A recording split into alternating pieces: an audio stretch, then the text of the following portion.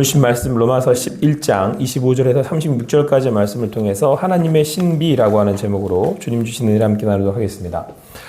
바울에게 있어서 이스라엘 백성은 자기 동족이기 때문에 항상 늘 가슴 아프고 그리고 늘 안타까운 그런 존재들이었습니다. 왜냐하면 이스라엘은 하나님의 선택된 백성이었음에도 불구하고 그가 말한 것처럼 계속해서 하나님의 큰 선물과 또 인도하심을 받은 민족이었음에도 불구하고 결국에는 하나님과 원수가 되었기 때문입니다. 그래서 오늘 28절에 이렇게 말씀하고 있습니다. 복음으로 하면 그들이 너희로 말미암아 원수된 자요 택하심으로 하면 조상들로 말미암아 사랑을 입은 자라. 그러니까 아브라함 그들이 얘기하는 이 믿음의 조상, 자기들의 조상 아브라함을 통해 볼 때는 자기들이 하나님께 택하심을 입은, 그러니까 누구보다도 어떤 민족보다도 사랑을 입은 자들이잖아요. 근데 지금에 와서 결과적으로 봤었을 때는 하나님의 약속하신, 보내신 메시아를 알아보지도 못하고 예수님을 십자가에 못 박아 죽였단 말이에요. 그런데 그들의 역사를 볼 때 그들은 그렇게 하나님 앞에 원수가 돼버린 거죠. 그러니까 하나님의 그 약속의 말씀을 가장 먼저 받고 그 말씀을 전한 사람임에도 불구하고 결과적으로는 이러한 결과를 이렇게 보게 된 거죠. 그러니까 누구보다도 이 바울이 안타까워하는 것은 이제 이스라엘 백성들. 그래서 늘 이 바울의 마음에는 이스라엘이 다시금 하나님 앞에 돌아오게 되는 것이 동족으로서 사랑하는 사람들을 향한 그런 안타까운 마음을 바울은 늘 감출 수가 없는 겁니다. 그리고 또 한 가지, 그건 이제 개인적인 바울의 마음인 거고, 또 한 가지, 또 이방에 있는 많은 사람들, 그러니까 이제 이스라엘 주변에 있는 많은 사람들이 뭐라고 이제 이야기를 하냐면, 그러면 하나님이 이스라엘 백성을 선택하셨다고 하고, 그들을 통해서 하나님의 일을 이루신다고 약속해 놓고서는 결과적으로 봤을 때는 하나님이 잘못한 거 아니냐, 하나님이 실수하신 거 아니냐, 이제 이런 공격을 받는다는 거죠. 이런 질타를 받는다는 거죠. 하나님이 도대체 뭐 하신 거야? 이제 이렇게 된다는 거예요. 그러니까 이스라엘 스스로도, 바울 스스로도 하나님이 왜 이러신 거야? 이제 이런 질문을 할 수밖에 없는 거죠. 여기에 대해서 바울이 이제 쭉 설명을 하는데 그 설명을 하면서 하나님의 놀라운 신비, 이렇게 표현을 하고 있어요. 오늘 제목이 그래서 하나님의 신비인데 그 하나님의 지혜가 숨겨져 있다. 이 얘기예요. 우리 25절 말씀 한번 같이 읽겠습니다. 같이 읽겠습니다. 시작. 너희가 스스로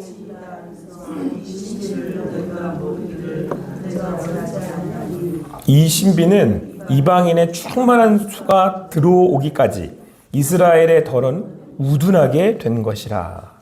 그러니까 여러분, 오늘 이스라엘 백성들이 이제 이렇게 우둔하게 되었다, 이렇게 표현하고 있습니다. 뭐, 좀 더 직설적으로 표현하면 멍청하게 됐다는 얘기잖아요. 우둔하게 됐다는 표현이 돌려서 좋게 설명하면, 그러니까 표현하면 우둔한 거지만 바보가 됐다는 얘기잖아요. 우둔하게 됐다. 그러니까 이스라엘 백성들이 예수님을 몰라보게 되었다. 이렇게 말씀을 제대로 해석하지 못하게 되었다. 이제 이런 말씀인 건데 그 이유가 뭐냐? 이방인의 충만한 수가 돌아오게 하시기 위한 하나님의 계획이었다라고 하는 거예요. 그러니까 여러분, 그 이스라엘의 역사를 볼 때 이스라엘이 하나님의 원수가 됐는데 그로 인해서 심지어 예수님을 십자가에 못 박아 죽여버렸어요. 그리고는 예수를 믿는 그리스도인들을 막 핍박했어요. 그랬더니 그들이 다 어떻게 됐어요? 그들이 다 흩어가지고 디아스포라가 돼가지고 전 그 세상을, 세계를 향해 가버렸잖아요. 그러면서 그들에게 복음이 전해진 거예요. 그러니까 오히려 이스라엘 백성들이 하나님을 반대해서 원수가 되는 바람에 복음이, 하나님의 구원의 계획이 온 세상으로 퍼지게 됐다라는 거죠. 그래서 이거를 두고 이제 바울이 설명을 하는 거예요. 이거는 하나님의 신비야.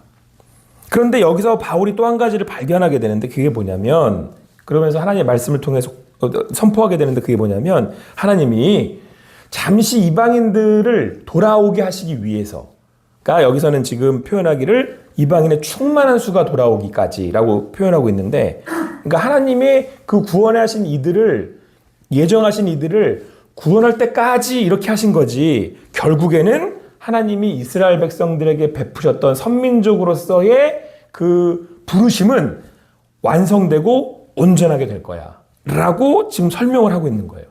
그러니까 이게 지금 보여질 때 이렇게 보이는 거지, 반드시 이스라엘 백성도 다시 구원하신다라고 하는 말씀이야. 이렇게 말씀하고 있는 거죠. 우리 31절, 32절 말씀 같이 읽습니다. 시작. 이와 같이 사람들이 순종하지 아니하니 이는 너에게 베푸시는 긍휼로 이제 그들도 긍휼을 얻게 하려 하심이라. 하나님이 모든 사람을 순종하지 아니하는 가운데 가두어 두심은 모든 사람에게 긍휼을 베풀려 하심이로다. 그러니까 여러분, 이스라엘 백성들이 하나님께 불순종했단 말이에요. 그로 인하여서 불순종하고 하나님을 떠났던 또 하나의 이방인들을 어떻게 한다는 거예요? 다시 그들을 긍휼히 여겨서 돌아오게, 부르시게 하게 했다는 거예요. 그리고는 다시 마지막에는 지금 불순종하고 있는 이스라엘 백성들을 다시 또 돌아오게 하는 도구로 쓰시겠다. 통로로 쓰시겠다. 그렇게 풀어가시겠다. 그렇게 그들도 긍휼을 베풀어 돌아오게 하시겠다는 거예요. 근데 표현은 여러분 여기서 뭐라고 표현을 하냐면 모든 사람을 순종하지 아니하는 가운데 가두어 두셨다 이렇게 표현 쓰시거든요. 가두어 두셨대요. 그 안에 이렇게 여기 안에다가 그들이 불순종하는데 이렇게 딱 가두어 뒀다는 거죠. 이게 전 어떻게 해석이 되냐면 이 사람들이요 더 나가지 못하고 이렇게 가두어 두시는 거예요. 이렇게 넌 여기 있어. 당분간 여기 있어. 얘들을 지금 구원하자. 이러고는 여기를 구원했는데 이들을 통해서 다시 이들이 어떻게 된다는 거예요? 돌아오게 하신다는 거예요. 그래서 여러분 보통 요거를 어떻게들 해석을 하시냐면 마지막 때에 어느 나라가 어느 민족이 복음화된다라고 표현을 하냐면 사람들이 마지막 때가 되면 이스라엘의 유대인들이 예수를 믿고 돌아오게 될 것이다. 이제 이렇게 해석을 해요. 그게 마지막 때의 징조라는 표현을 쓰거든요. 많은 분들이 그렇게 해석을 하시는데 근데 저는 제가 30절부터 32절 말씀을 이렇게 보면서 모든 이들이 전 인류가 유대인을 포함해서 죄 다 누구한테 불순종했다는 얘기예요. 하나님께 불순종했다는 얘기예요. 결국에는. 누구도 여기 있는 저도 여러분들도 다 하나님께 불순종했다는 얘기예요. 근데 그렇게 불순종한 이들을 하나님이 구원하시려고 그러니까 요한복음 3장 16절 우리 주일 말씀을 통해서 말씀드리면 하나님이 이들을 사랑하시는데 세상을 이처럼 사랑하시는데 사람은 세상을 사랑하는데 죄 다 불순종하고 가버렸어요. 절로 다 가고 있어요 지금. 근데 하나님이 그들을 돌이키려고 계획을 세우신 거예요. 모든 이들을 돌이키려고. 그래서 구원의 이 구약의 역사와 신약의 역사는 하나님이 전부 다 대적이 돼서 원수가 되어버린 이들을 돌이키시는 하나님의 긍휼히 여기시는 하나님의 인도하심의 역사다 이 얘기예요. 다시 이걸 작게 얘기하면 여러분들이나 죄나 우리가 어떻게 했다는 거예요? 하나님을 배신하고 배반하고 저리 가는데 온 내 생을 다 쓰는 거예요. 여러분이 제가 여러분들이 하나님 배반하고 원수가 돼서 절로 막 도망가는 거예요 그냥. 근데 하나님이 어떻게 해요? 저를 돌이키시려고 어떻게든 돌이키시려고 긍휼히 여기셔서 나를 돌이키시려고 하나님이 계획하시고 다 인도하시고 이런 표현은 어떤지 모르겠어요. 와 닿으라고 제가 이렇게 표현한 겁니다. 얼레고 설레고 돌아와라 다시 와라 이렇게 하면 오겠냐 이렇게 해가지고 돌이키고 계신다는 얘기예요. 여러분 여기서는 이스라엘이 여기 더러는 우둔하게 된 것이다 이렇게 표현했잖아요. 저는 이게 하나님의 그 신비 한가운데 그들이 우둔하게 되는 바람에 복음이 우리에게로 왔다 이제 이렇게 바울은 표현하고 있지만 저는 이스라엘이 우둔하게 됐다라는 그 표현을 어떻게 해석을 하냐면 이스라엘이 죽어도 말을 안 듣는 거예요. 죽어도. 여러분 보세요. 이스라엘 백성들이 율법을 받은 사람들이에요. 그리고 그거를 토시도 하나 안 틀리고 다 외우는 사람들이란 말이에요. 이 사람들은 전 세계 민족 중에서 제일 똑똑한 사람들이래요. 근데 여러분들도 알고 저도 알아요. 그 읽으면 이사야서를 보나 예레미야를 보나 뭘 보나 예수님을 다 얘기하는지를 알아요. 아, 이거 그냥 읽으면 알겠는데? 근데 그 사람들한테는 안 보인대요, 이게. 근데 이게 이제 하나님의 계획이라는 거예요. 그들의 눈을 어둡게 하사 복음이 우리를 향하게 했고 그것이 이방인들에게까지 전해지게 하신 하나님의 계획하심이다. 이 얘기는 여러분과 저를 아까 말씀드린 것처럼 구원하시기 위한 하나님의 인도하심인 거잖아요. 거기서 이방인이었던 나를 매 하나님께 도망쳐서 원수였던 나를 구원하시고자 하는 하나님의 전적인 뜨거운 구원의 열정을 우리가 볼 수 있는 거잖아요. 근데 그거에 반하여서 이스라엘이 이렇게 우둔하다라는 표현을 쓰시는 이유는 건 뭐냐면 겉으로 보기에는 어떻게 저렇게 멍청할 수가 있지? 이것도 못 알아듣고 그 정도로 뭐라는 거예요? 하나님을 향해서 대적한다는 얘기예요. 겉으로 보기에 저렇게 멍청한 사람들을 봤나? 저렇게 되게 멍청할 수가 있지? 되게 멍청하다 라고 할 정도로 하나님께 대적한다는 거예요. 누가요? 내가.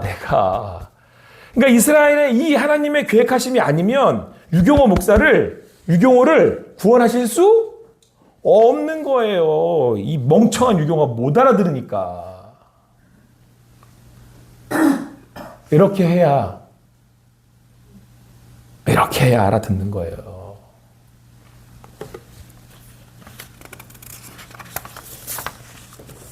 그러니까 여러분, 이 멍청한 유경호를 알아듣게 하시려다 보니까 하나님이 십자가에 오셔야 했던 거고, 그래도 못 알아들으니까, 그래도 끝까지 도망가니까 하나님이 끝까지 따라와가지고 멱살 붙들고 끌고 가시는 거예요. 구원하시겠다고. 그래서 여러분, 나중에 이제 그 하나님의 구원의 하나님의 구원의 그 신비를 깨닫고 나면 그때 찬양이 터질 수밖에 없는 거예요. 우리 33절 같이 읽겠습니다. 시작. 깊도다 하나님의 지혜와 지식의 풍요함이여 그의 판단은 헤아리지 못할 것이며 기의 길은 찾지 못할 것이로다. 저는 이거 찬양으로 외웠었거든요, 예전에. 찬양했어요. 깊도다 하나님의 지혜와 지식의 풍요함이여. 이게 찬양이 있어요. 여러분 보세요. 바울이 갑자기 또 방 떠요. 32절까지 하나님의 구원의 그 긍휼히 여기시는 구원의 계획은 딱 설명을 했잖아요. 이스라엘이 이렇게 우둔한데 그들을 통해서 오히려 복음이 전해지게 하셨고 복음이 이방인까지 가게 하셨고 이 이방인을 구원하신 다음에 그 이방인의 구원을 통해 다시 누구를 또 구원하신대요? 유대인들을 구원하신대요. 이 우둔한 하나님께 불순종한 이들을 구원하시게 하시는 하나님의 놀라운 긍휼의 계획이래요. 이걸 바울이 깨닫고는 갑자기 찬양으로 넘어가 버리는 거예요. 깊도다 하나님의 지혜와 지식의 풍성함이. 도저히 구원받을 수 없는.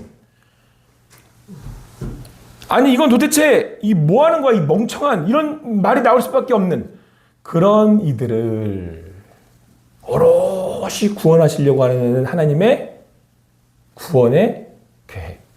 그래서 여러분 예수 믿는 사람들은 그 구원의 인도하심에 감탄이 터져 나오는 게 찬양인 거예요. 야, 어떻게 날 이렇게 구원하셨나? 내가 어떻게 예수를 믿겠나? 그래서 예수 믿는 사람의 찬양은 진심인 거예요. 돌이켜보세요, 여러분. 내가 어떻게 예수 믿게 됐나? 내가 어떻게 예수를 믿게 됐나? 여러분, 요거를 이렇게 깨닫고 이 고백을 하잖아요. 그 예수님을 배반할 수 없는 거예요. 어떻게 예수를 배반해요? 내가 어떤 사랑을 받았는데? 내가 어떻게 그러고 살아요? 내가 어떤 인도하심을 받았는데? 그 구원의 은혜에 뭐라고 거기다가 토시를 붙여요?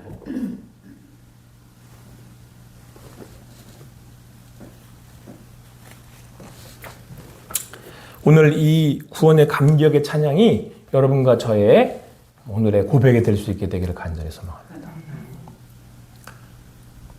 그러면 여기서 여러분 줄줄이 따라서 이 믿음의 이 고백은 줄줄이 따라서 이 찬양 안에서 막 나올 수 있는 거예요. 하나님이 나와 함께 하시는구나. 오늘도 나를 인도하고 계시는구나. 하나님이 결코 나를 포기하지 않으시겠구나. 하나님의 오늘도 계획 가운데 있겠구나. 내 이 복음을 전하면 하나님이 일하시겠구나. 여기서 여러분 33절, 36절에서 다 터져 나오는 거예요. 제가 여기서 설교 100편 만들어낼 수 있어요. 좀 가장해서. 그만큼 은혜로운 이 말씀의 이 구원의 긍휼의 경지. 그래서 뭐라고 표현을 쓰냐면 이거를 하나님의 신비. 신비라는 뜻 아시죠? 야, 이건 뭐야? 아, 신비롭네. 이거예요, 이거 지금. 이걸 구원의 신비라 그러는 거예요. 사랑하는 성도 여러분, 이 신비면은 다 되는 거예요, 다. 이 찬양 한 구절이면 오늘 하루 다 끝나는 거예요. 내 인생이 어땠든 내가 무엇을 했든 다 끝나는 거예요. 바울이 여기서 다 끝나는 거예요. 아, 이스라엘을 구원하시겠구나. 아, 하나님이 나를 통해서 일하고 계시는구나. 할렐루야. 하나님의 신비. 아, 이걸 깨닫게 하신. 그래서 바울 스스로도 놀라는 거죠, 이제. 야, 이게 신비롭네. 이걸 또 날 또 깨닫게 하시네. 막 이러면서 이제 자기 스스로 막 이 벅차오르는 이 감격을 어떻게 할 수 없어가지고 갑자기 찬양을 막 부르는 거예요. 깊도다 하나님의 지혜 막 이러면서. 오늘 여러분 이 바울의 이 터져 나오는 이 찬양과 감격과 이 구원의 감사가 여러분과 저의 고백이 될 수 있게 되기를 간절히 소망합니다. 잃지 마세요. 다른 건 다 소용없는 겁니다. 마지막 순간에도 이 찬양이 여러분의 삶에 터져 나올 수 있게 되기를. 바울이 순교했다 하잖아요. 전설에 따르면 바울이 목이 잘려서 이렇게 통통통통 튀겨서 떼우르르 굴러갔대요. 거기 무슨 자리라고 그러던데. 바울은 마지막 그 죽는 순간에 여러분 하나님의 이 계획이 이루실 걸 보는 거예요. 37절까지 갔다 온 사람이 쫙 보는 거예요. 아, 이게 나를 통해서. 바울의 로마서. 여러분 로마서로 모든 복음서를 다 정리한 책이 로마서거든요. 복음의 핵심들이 담겨 있잖아요. 이걸 보는 거예요. 바울이 쫙 목이 잘려 나가면서도 딱 하나님의 깊도다 하나님의 지혜. 어느 자리에서도 그 하나님의 계획하심을 보실 수 있는 여러분과 제가 되기를 간절히 소망합니다. 하나님 앞에 우둔하지 않은 자가 어디 있습니까? 그런 나를 구원하셔서 이렇게 쓰시는데 오늘도 주님 주시는 그 음성을 들으시고 주님 안에서 그 하나님의 깊으신 지혜, 그 신비로운 가운데 또 그렇게 주님을 느끼고 또 인도하심을 받는 여러분과 제가 되기를 간절히 소망합니다. 기도하시겠습니다. 사랑의 하나님, 오늘도 그 하나님의 선하신 인도하신 가운데 이렇게 함께 모여서 오롯이 하나님의 백성 되고 자녀 되어 예배하게 하시니 감사합니다. 우리가 보기에 도저히 이해할 수 없는 그 상황에 우둔하다 못해 멍청하고 바보가 돼버린 그런 저희를 이렇게 하나님의 그 구원의 놀라우신 인도하심으로 하나님의 백성 자녀 삼아주셨음에 다시 한번 감사하고 그 하나님의 신비에 오늘도 주님의 인도하심을 구하며 나아갑니다. 구하는 성도님들의 자리들마다 오늘의 이 바울의 찬양이 나의 찬양이 되게 하여 주시고 바울의 고백이 우리의 고백이 되게 하여 주시옵소서. 행하실 주님께 모든 것 맡겨드리고 감사하며 예수님의 이름으로 기도합니다. 아멘.